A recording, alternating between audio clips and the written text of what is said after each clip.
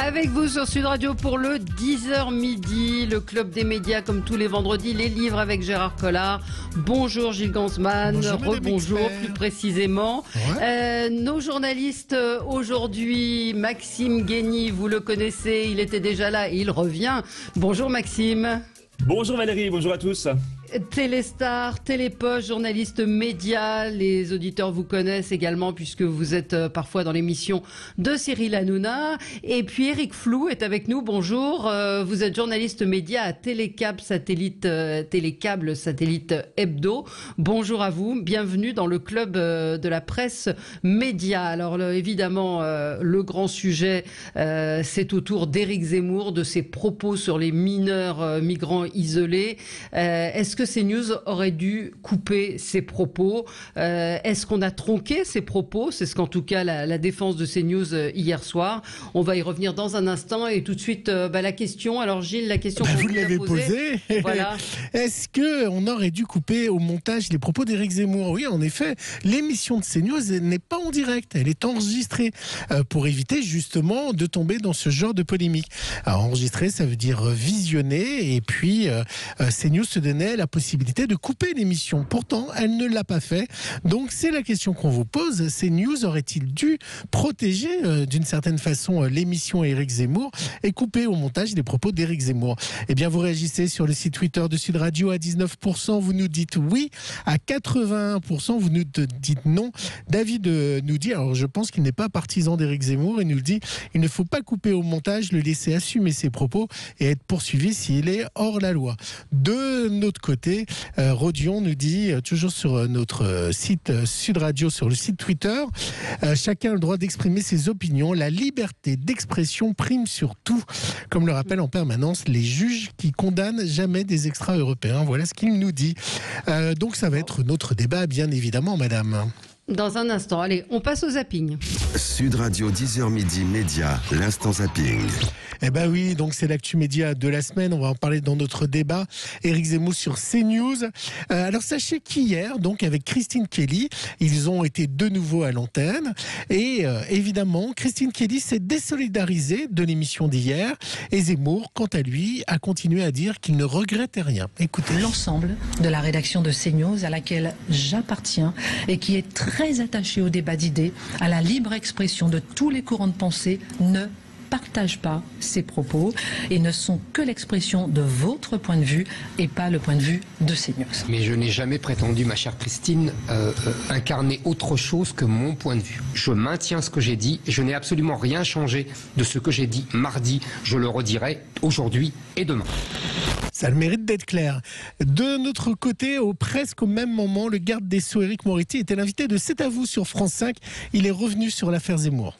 C'est un multirécidiviste de la haine et du racisme. Lui qui parle souvent de récidive d'ailleurs, vous voyez, le message judiciaire, il ne l'a pas entendu parce que... Non, je suis indigné, moi. Et puis je suis indigné que l'on puisse exprimer ça. C'est un déversoir de haine. Moi, j'étais confronté à lui sur un plateau, je suis parti d'ailleurs. Son idée, c'était que l'immigration avait coûté cher à la France. Je suis parti, je lui ai dit mon taxi arabe m'attend. Je me suis levé, je suis parti. Ça n'arrête jamais. Et puis entre deux pubs bien juteuses, quoi. Finalement, Valérie, c'est peut-être la forme. Comment dire la même chose que Zemmour, mais avec plus de rondeur. Écoutez une version soft de l'avocat de Gilles William Goldnadel. Il était sur CNews. Une fois que ces gens-là sont sur le territoire national, et ils y vont comme ils veulent, ils mentent sur leur âge, ils mentent sur leur nationalité, ils mentent sur leur nom, et il n'y a aucune protection ensuite pour le peuple français. Et là, on a le droit d'en parler à la faveur, ou plutôt à la défaveur du drame que nous avons connu. Dans son pays, le Pakistan, la quasi-totalité de la population considère que c'est monstrueux, les caricatures. C'est une différence de culture entre toi et lui, abyssale. Le type, il parle encore en ourdou. Passons maintenant au Covid et aux annonces du gouvernement. Alors Valérie, je ne vous cache pas que c'est compliqué de s'y retrouver. J'ai fait un petit exercice de style. Il est 22h, nous sommes dans Balance ton poste sur C8. Un premier médecin, le docteur Blachier, nous explique que ce sont les jeunes qui sont le vecteur du virus. Il y a un seul mec qui a relancé l'épidémie dans Séoul, parce qu'il a fait 10 bars et il a contaminé des centaines de personnes. Donc c'est ça les comportements, c'est-à-dire qu'en fait, c'est un virus de la fête. mais des grosses fêtes. C'est pas un virus du métro, c'est pas un virus du collège. Ça, c'est important ce que vous dites. Mais voilà, c'est ça. C'est pour ça que si jamais on évite ça, on va pouvoir vivre quasi normalement. Et au collège et au lycée, il n'y a pas de cluster. Si vous voulez transmettre, il faut aller dans les soirées. En gros, si vous n'allez pas dans les soirées, il y a que dans les soirées. Vous attrapez le virus. Donc les soirées, c'est le fléau. Mais bien sûr. Ça se transmet donc que dans les soirées. Mais pourtant, 1h30 avant, chez Darius Rochebin sur LCI, le docteur Bruno Megamarn nous expliquait que c'était pas du tout là que se transmettait le virus. En fait, en pratique, la majorité des contaminations, à mon sens, ont lieu en intrafamilial, dans les réunions et les soirées entre amis ou entre membres de la famille. D'ailleurs, c'est ce que je constate à l'hôpital. Quand on pose des questions aux patients qui sont hospitalisés, ils ne sont très peu allés au restaurant, ils ne sont jamais sortis en soirée à l'extérieur de chez eux. Vous avez bien entendu, jamais sortis en soirée. 1h30 d'écart entre les deux médecins.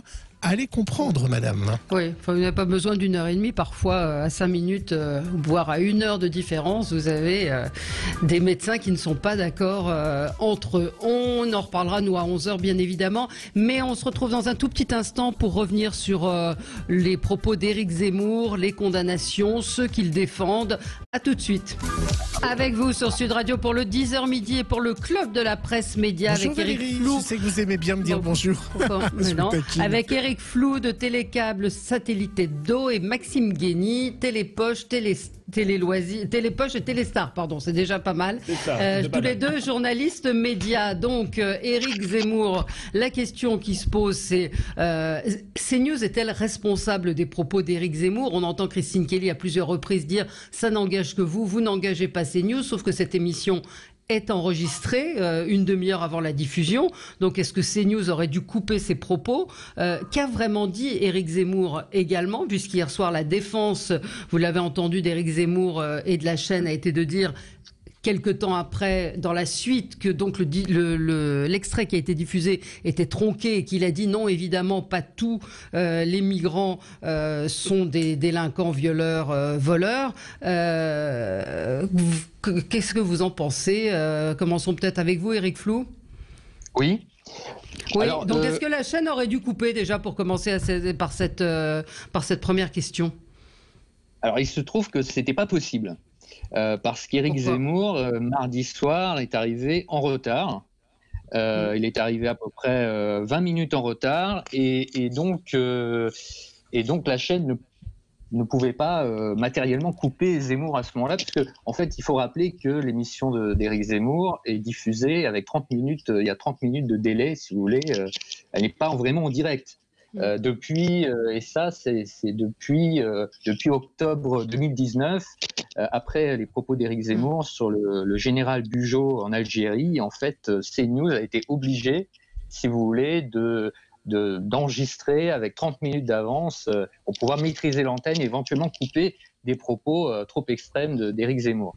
Or, mardi soir, il se trouve que Éric Zemmour est arrivé en retard. Et donc, ça paraît compliqué de couper de tels propos. Ah, c'est une info que vous nous donnez. Oui, c'est une info que vous nous donnez. L'honnêteté m'oblige à dire que c'est une info que j'ai lue dans le journal Le Monde, qui est bien informé.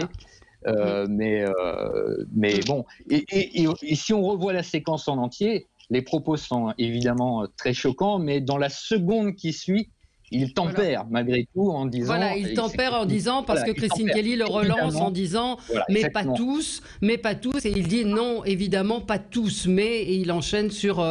nos auditeurs sont très, très partagés, je le vois dans les réactions, en disant c'est la liberté d'expression. L'argument, c'est aussi le 2 poids 2 mesures qui est fait quand certains attaquent la République, mais qui sont à gauche, où il y a moins de foin, on va dire, qui est fait. Maxime Guény, votre position sur ce sujet? Alors, il est clair qu'Éric Zemmour a des formes d'expression qui peuvent choquer l'opinion publique, mais force est de constater qu'il est essentiel de rester dans le cadre légal. Là, il y a eu un dérapage. Il a dérapé, c'est très clair. Puis, il est revenu sur ses dires en atténuant son discours, on vient de le dire, au vu de la polémique, très sûrement. Et je pense que dans cette situation, la chaîne, C'était pas au vu de la polémique, pardon, hein, c'est dans la continuité, c'est ce que dit CNews, c'est-à-dire qu'il y a eu une manip, j'extrapole peut-être un peu, puisque c'est SOS Racisme qui a porté plainte, c'est-à-dire que ce montage, il faut dire que l'émission a été diffusée mardi, et que la polémique, en fait, elle a éclaté jeudi. Donc il y a eu cette diffusion de cet extrait qui a été faite par SOS Racisme, sur lequel tout le monde s'est jeté, sans avoir vérifié, effectivement, nous y compris, qu'il y avait cette phrase où Éric Zemmour revenait et tempérait ses propos. Pardon, je vous ai coupé la parole. Non, voilà. De toute façon, CNews, leur priorité, ce sont les débats. Et comme le dit très bien le patron de la chaîne, Serge Nedjar, ils ne s'interdisent aucun thème, ni aucun intervenant sur les sujets qui préoccupent. Enfin, vous devez être responsable de votre antenne, Maxime. Hein. C'est pas parce que vous autorisez les débats que vous ne devez pas maîtriser votre antenne et maîtriser les propos qui sont sur l'antenne. C'est pas parce que vous faites un débat que vous avez le droit de dire des choses qui sont totalement illégales et punies par la loi. Je suis totalement d'accord avec vous. C'est la raison pour laquelle Christine Kelly est revenue très clairement à montrer la position de la rédaction et encore une fois, ce sont les propos qui concernent Zemmour et non pas la rédaction de CNews. Et là, ils l'ont précisé à plusieurs reprises. Non, moi je suis pas d'accord. Maxime, ils sont responsables de l'antenne. Ils sont responsables de l'antenne. Vous pouvez pas dire, vous avez quelqu'un... alors on va mettre quelqu'un qui va polémiquer, qui va dire n'importe quoi. Oh là là, c'est ses propos.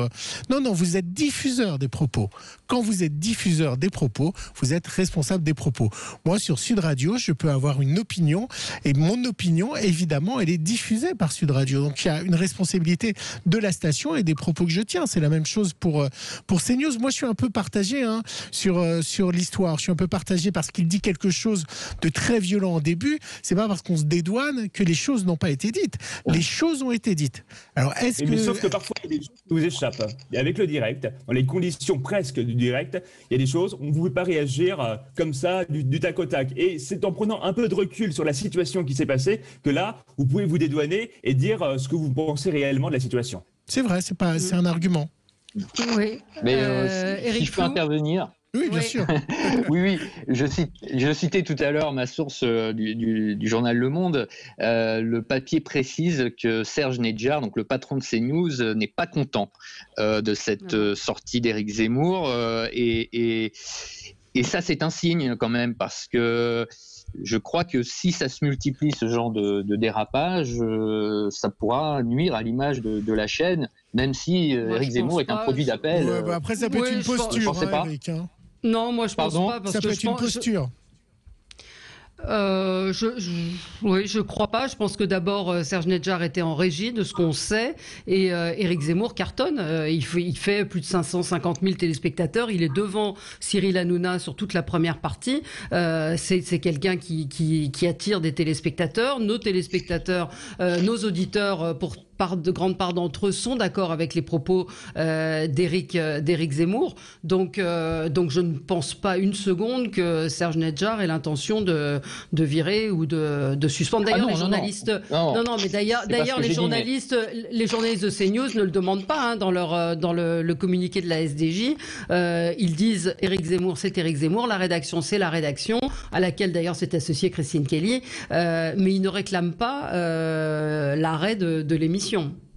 Non, mais c'est pas ce que je dis, mais Zemmour doit quand même, Éric Zemmour doit pouvoir dire les mêmes choses, mais avec, comme vous le disiez, Gilles, en arrondissant les angles, en étant peut-être un peu plus mesuré, et ne pas s'emporter dans des généralités qui le desservent en fait. Ça dessert son propos et aussi la chaîne. Ouais, Eric, juste, vous avez votre micro qui frotte un peu sur votre chemise, donc faites attention, ça s'entend sur l'antenne quand vous bougez. Non, moi ce que je voulais dire, c'est que en effet, alors si ils respectent pas le time delay, c'est un souci pour la chaîne. Même si on arrive en retard, il y a eu un engagement de contrôler les propos. Et moi, je dois dire que je suis un peu gêné, mais c'est compliqué parce que Christine Kelly, elle joue la victimisation. Alors évidemment, j'ai pas envie de taper sur Christine Kelly, mais quand même, quand elle démarre l'émission en disant je suis solidaire de la rédaction, je suis solidaire de ce qui a été dit par les syndicats des journalistes, faut pas présenter, faut pas y aller, il faut au moins une journée où tu es absent ou 2 jours, tu marques le coup. Mais je ne reprends pas l'émission. Et puis surtout, elle a fini hier en disant l'affaire est close. Non, l'affaire n'est pas close. Non, elle va aller au tribunal. Il y a des équipes, il y a des syndicats qui ont attaqué. Non, l'affaire n'est pas close. Donc moi, voilà, je regrette aussi. Alors elle s'est exprimée hier dans Balance ton poste. Moi, j'ai vu un extrait où elle assume et où elle répond à Rokhaya Diallo en disant « Je pense qu'il vaut mieux être face à Éric Zemmour, même si parfois je ne suis pas d'accord, et lui répondre, et l'affronter, et le laisser parler, et effectivement affronter la discussion et apporter la contradiction. » C'est ce qu'elle a dit, c'est comme ça qu'elle s'est justifiée d'animer cette dans ce cas-là, émission. On ne dit pas qu'on est d'accord avec la rédaction qui dit « je ne suis pas Elle n'a Zemmour ». pas dit « je ne suis pas d'accord avec la rédaction », elle a dit « la rédaction dont je fais partie ». C'était effectivement un petit peu je joue sur les mots, ambigu. Madame Expert. Mais elle joue aussi sur les mots. Elle n'a pas dit « je suis solidaire de la rédaction ». Mais c'est vrai que... Alors nos auditeurs disent « Zemmour, il dit tout haut ce que tout le monde pense tout bas ». Voilà. Donc, quelle est la limite, Maxime Guény ?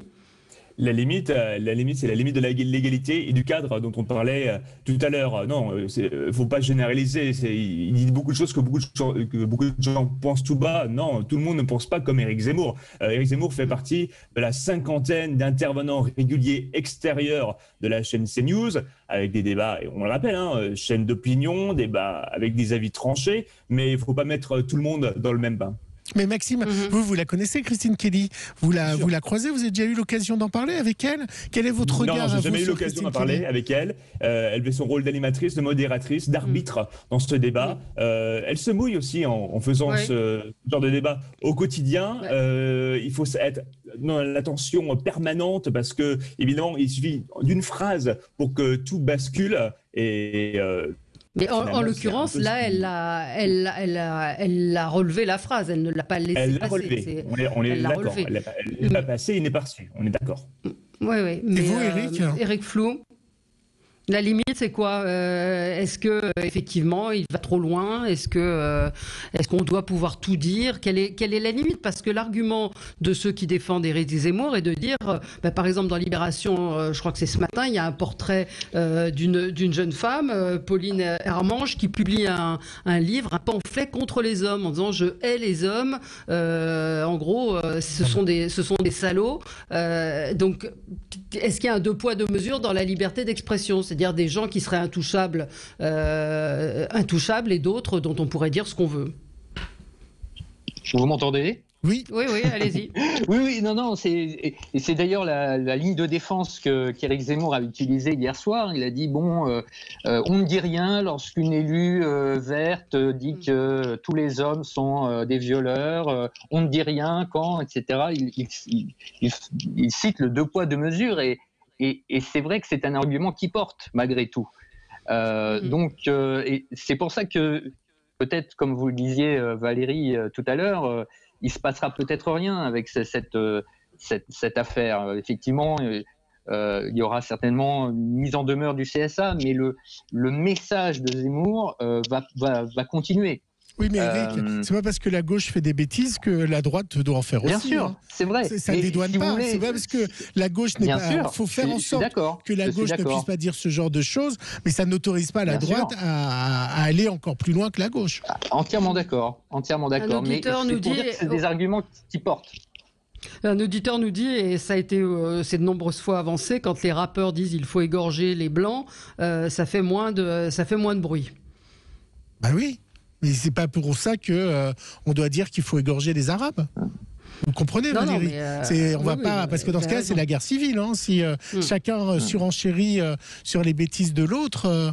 Donc voilà, moi j'ai trouvé que c'était un contre-argument très bizarre. Fallacieux. Ouais, il pouvait dire j'assume mes propos et vous verrez, et c'est ce que je dis dans mes livres et autres, mais pas se dire quand les autres disent des choses plus violentes, on ne leur dit rien parce que c'est un mot sur la responsabilité de la chaîne. Encore une fois, on a entendu Christine Kelly à plusieurs reprises dire ce sont vos propos, je vous laisse la responsabilité de vos propos. Ça ne représente pas CNews, sauf que la loi dit que quand une émission est en différé, la chaîne est responsable. C'est-à-dire que si vous dites une énormité là en direct, moi je peux vous dire non, je ne suis pas d'accord et vous ne pouvez pas dire ça, et vos propos vous serez responsable de vos propos. À partir du moment où c'est enregistré, c'est beaucoup plus compliqué et la responsabilité de la chaîne est engagée.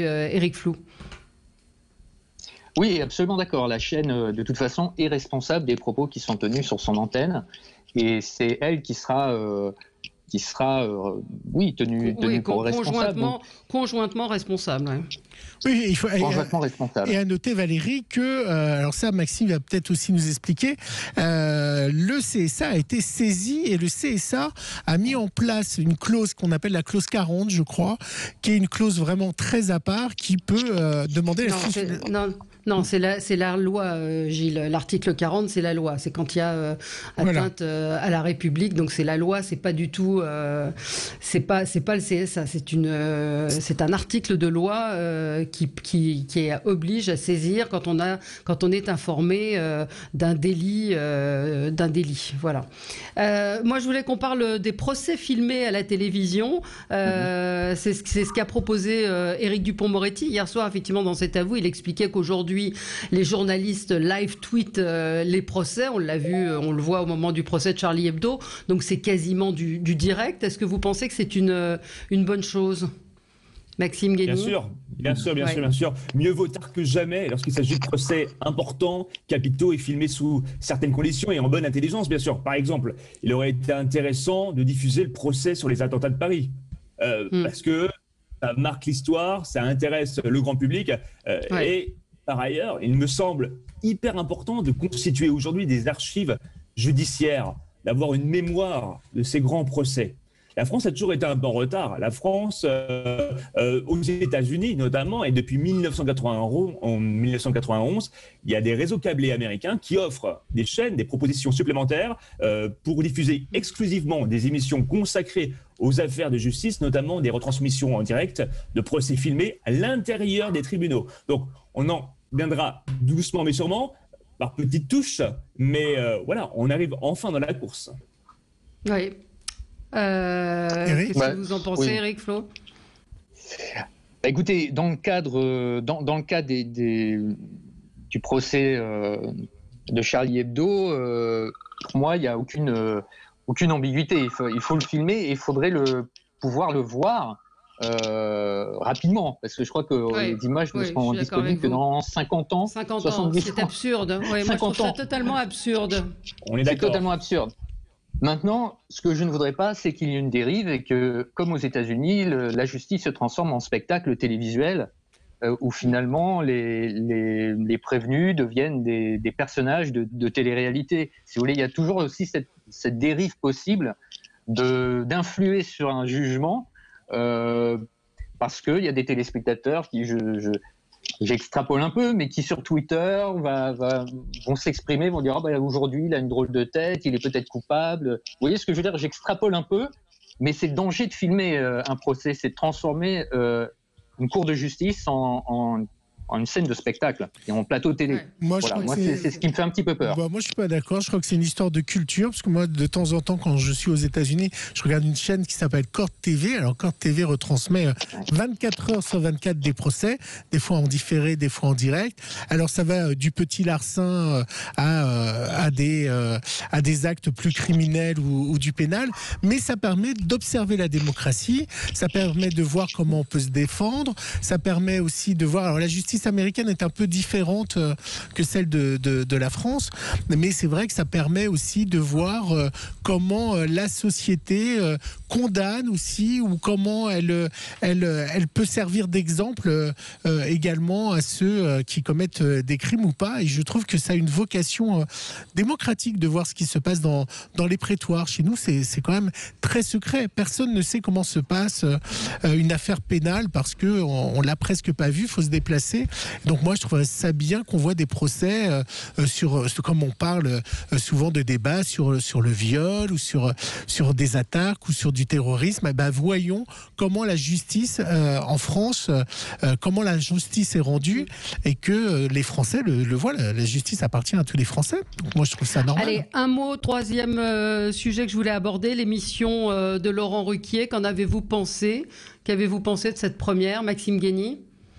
Franchement, j'ai adoré le design de l'émission, l'espace, le fait que ça tranche radicalement avec On n'est pas couché. J'ai redécouvert un Ruquier, il a le sens du direct, de l'interview, de la relance. Par exemple, au moment où, pendant son interview de Dupond-Moretti, il perd son oreillette, il a su continuer comme un vrai professionnel, comme si de rien n'était, il était imperturbable. Mon seul bémol, c'est que ce soit vraiment tard. Ça a débuté à 23h30. Après, les gens sont restés. Il a débuté à plus d'1 million. Après, il y a eu 500 000 personnes jusqu'à la fin de l'émission. Après, ce sont des questions d'ajustement. Et en programmation, ça manquait un poil de jeunes artistes. Voilà. Oui. Bon. Et vous, Eric Flou ?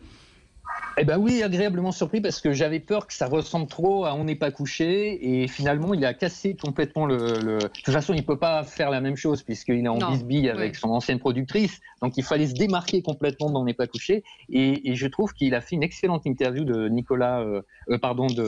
d'Éric Dupond-Moretti, du garde des Sceaux, en préambule. J'ai trouvé que l'interview était digne d'un journaliste politique, mais avec l'humour. Il se permet des choses. Pardon, Gilles, vous vouliez Non, je dis, vous devez vous mettre en couple, Maxime et Eric, vous ferez un beau couple. Mais non, mais on ne s'est pas concerté. C'est vrai. Voilà, alors c'est vrai que. Alors, il y a peut-être. Non, mais vous avez trouvé les comiques très drôles. Vous avez trouvé tous les passages des comiques très drôles.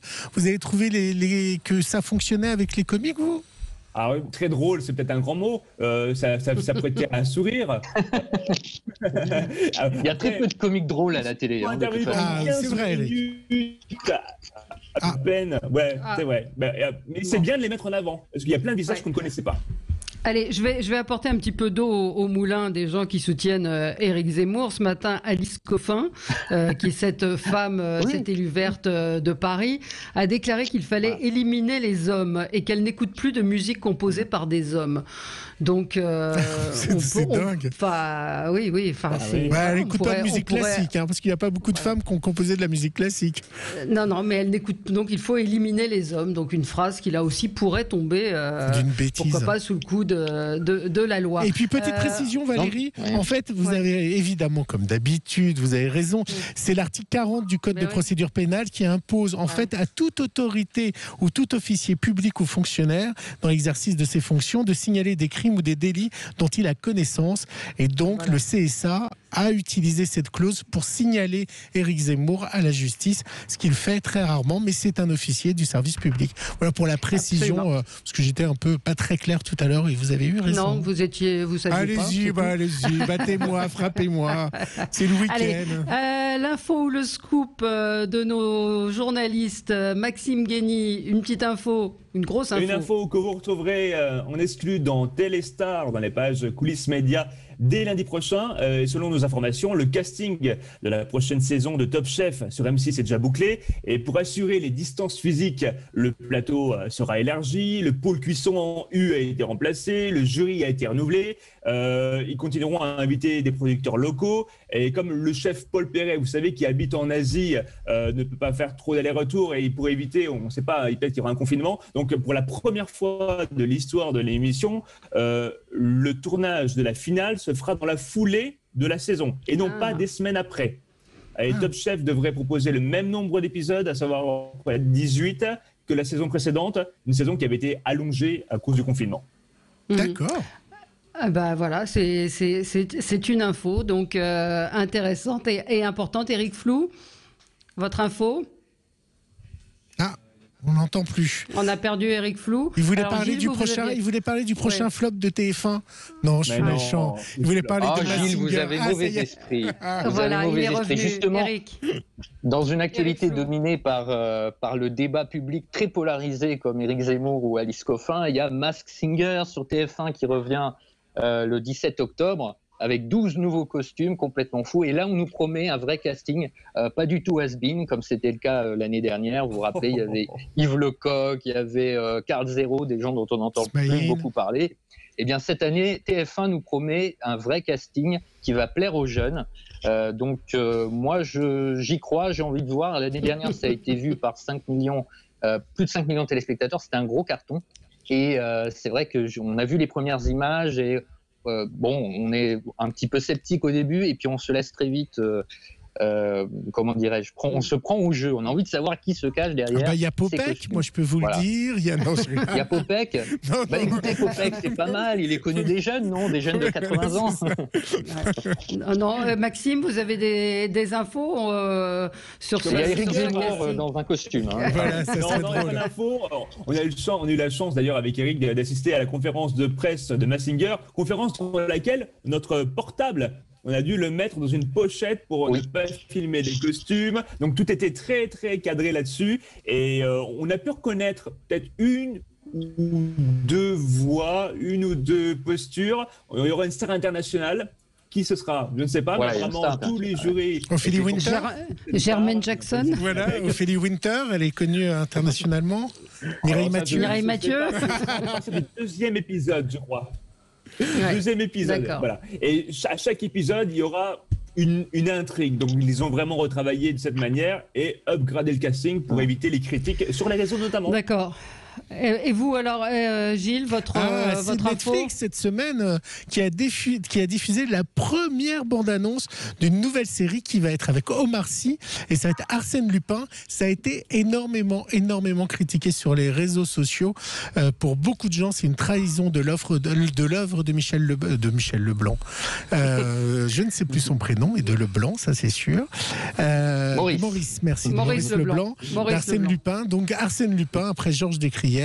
Omar Sy. Vous pouvez aller sur les réseaux pour voir la bande-annonce sur Netflix. Ouais, Omar Sy en Arsène Lupin, oui, on est loin de Georges Descrières. Conseil pour la semaine prochaine, conseil Eric Flou, qu'est-ce que vous nous conseillez Alors moi,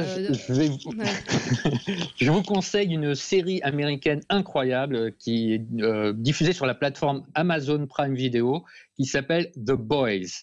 Et c'est une série sur les super-héros. Mais ce sont des super-héros. C'est une critique acerbe de la culture des super-héros, notre fascination pour les super-héros.